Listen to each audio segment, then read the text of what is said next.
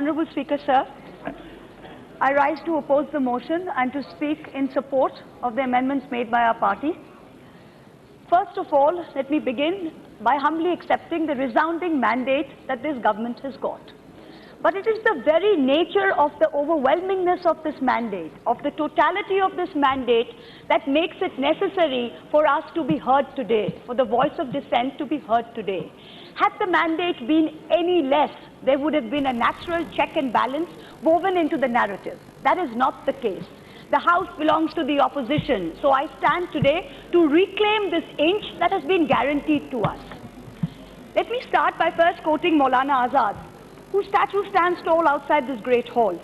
He once said of this country that he was fighting to build. He said, "It is India's historic destiny that many human races and cultures should flow to her, finding a home in her hospitable soil, and that many a caravan should find rest here, where our cultures, our languages, our poetry, our literature, our art, the innumerable happenings of our daily life shall bear the stamp of our joint endeavor." This is the ideal that was carved into our Constitution. This is the very Constitution that each of us have sworn to protect. But this Constitution is under threat today. Of course, you may disagree with me. You may say, "Achhe din are here, and the sun will never set on this Indian empire that this government is seeking to build." But then you're missing the signs. You are missing the signs, and if you would open your eyes, you would see that there are signs everywhere that this country is being torn apart. In the few minutes that have been allotted to me, let me list out these dangerous signs.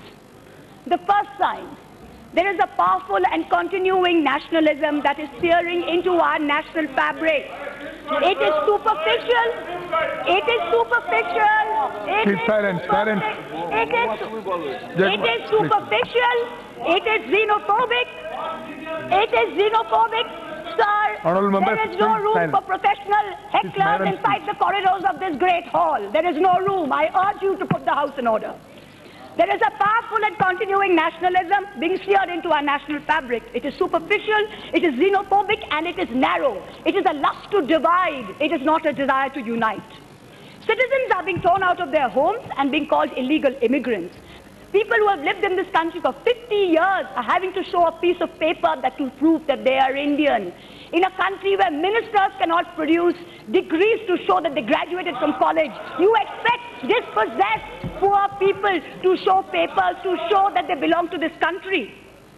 Slogans and symbols are being used to test allegiance.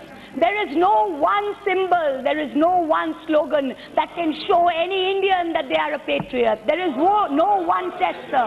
There is no one test. The second Please sit down there. sir. Please. The second sign, there is a resounding disdain. Let her complete. Please sit down. The second sign, sir, there is a resounding disdain for human rights that is permeating every level of government. There has been a tenfold increase in the number of hate crimes between 2014 and 19. 10x.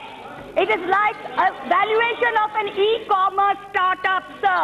There are forces in this country that are sitting there just pushing this number up. The lynching of citizens in broad daylight is being condoned. From Pehlu Khan in Rajasthan last year to Mr. Ansari in Jharkhand yesterday, the list is not stopping. The third sign: there is an unimaginable subjugation and controlling of mass media today. 5 of the largest news media organizations in India are today either indirectly controlled or indirectly debted to one man in this country. TV channels spread a majority of airtime broadcasting propaganda for the ruling party. Coverage of every opposition party is cut out. Let the government come out with facts and figures to show ad spend per media house. What are they spending the money on, and which media house are they blocking out? The Information and Broadcasting Ministry employs over 120 people solely to check the content on TV channels every day to make sure that there is no anti-government news being put out. Fake news is the norm. This election was not fought on farmer distress. This election was not fought on unemployment. This election was fought on WhatsApp, on fake news, on manipulating minds. Every every piece of news that this government repeats, every piece of news that you put out, every lie that you put out, you repeat and repeat till it becomes the truth. This is the Goebbels doctrine. You talk of Namdar and Kamdar. Let me tell you, the Congress party may have put up 36 dinners since 1999 in Parliament, but the BJP has put up 31. I tell you, every time you put out one figure, one fact, that is not the truth. Anything that is not the truth, you are destroying the fabric of India. Yesterday, the floor leader of the Congress party, this is not a place for professional heckling, sir. I urge you, put the house in order. The floor leader of the Congress party yesterday, sir, I will wait, I will urge you to put the house in order. I will wait, I will urge you to put the house in order. Now house is order. Thank you. The leader of the floor of the Congress party yesterday said that the cooperative movement has been a failure in Bengal. I urge him to check his facts. The one cooperative that he is referring to, the Bhagirathi Dairy in Murshidabad, is now in profit, sir. Every small misinformation that we put out serves to destroy this country. The fourth sign, there is an obsession with national security. At my maiden speech, sir, I have to finish. There is an obsession with national security and the identification of enemies. When we were children, my mother would say, do this, do that, Kala Bhoot will come. It is as though all of us in this country are today in fear of some nameless, shameless Kala Bhoot. There is fear pervading everywhere. The achievements of the army are being usurped in the name of one man. Is this correct? New enemies are being created every day. The irony is that over the last 5 years, I urge you, Mr. Speaker, sir, no professional heckling. The irony is that in the last 5 years, terrorist attacks have gone up manifold. There has been a 106% decline. There has been a 106% increase in the death of Jawans in Kashmir. The fifth sign, religion and government are now intertwined in this country. Do I even need to speak about this? Need I remind you that we have redefined what it means to be a citizen? With the NRC and the Citizenship Amendment Bill, we are making sure it is only one community that is the target of anti-immigration laws.